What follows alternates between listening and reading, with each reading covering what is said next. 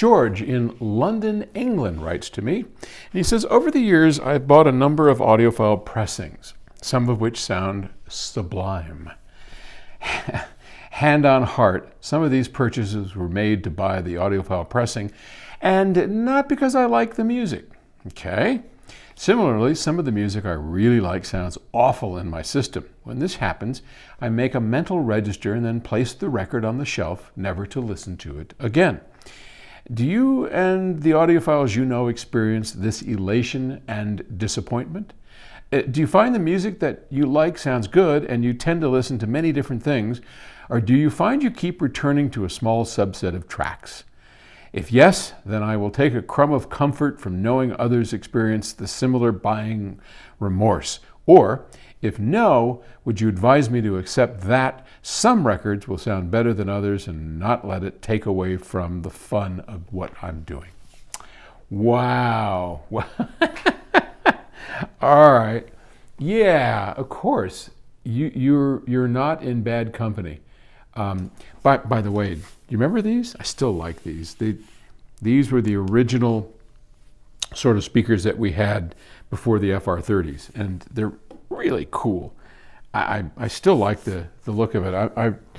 We had a whole bunch of people look at it and say, yeah, it's really cool, but it's kind of like an old man speaker. I don't know. And I'm an old man, but I like it.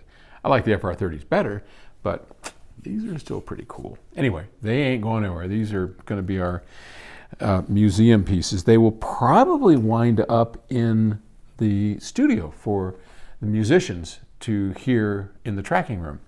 That's likely what we're going to do with them because they're still great speakers. And yeah, okay. So here's the deal. I use a set of tracks that are audiophile approved. In fact, if you go on to Qobuz, the streaming service that I prefer over Tidal, because I think it sounds better, you can search for the PS Audio playlist, and that playlist has 150, 140 tracks that are each one hand-picked, hand-selected as being just great sounding tracks. And when I demo the system, I will often play from those tracks because I know that people who come here to hear the system want to hear, well, what can it do? I mean, let's it's like taking, if you have a muscle car, you don't want to drive it in the 30-mile-an-hour school zone to show somebody how powerful the thing is. You want to get it out on the racetrack and roar it around, right?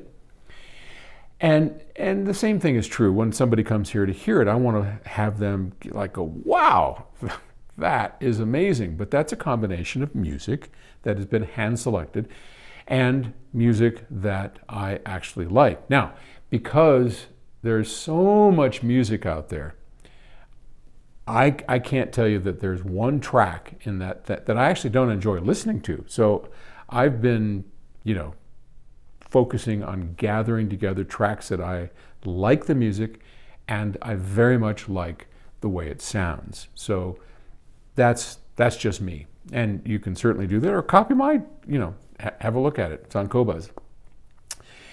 That said, there's tons of music out there that is just not up to audiophile standards, but it's got great music.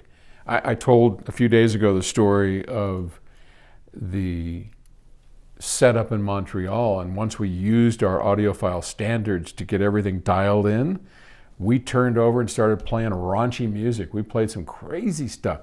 We played The Doors, old recordings of The Doors. We put on some punk rock thing that was just, but it was fun. It was great. It sounded wonderful. And when the speakers are resolving and they are set up properly and you have everything dialed in, you can listen to almost anything and it'll still float your boat. So yeah, I'm with you.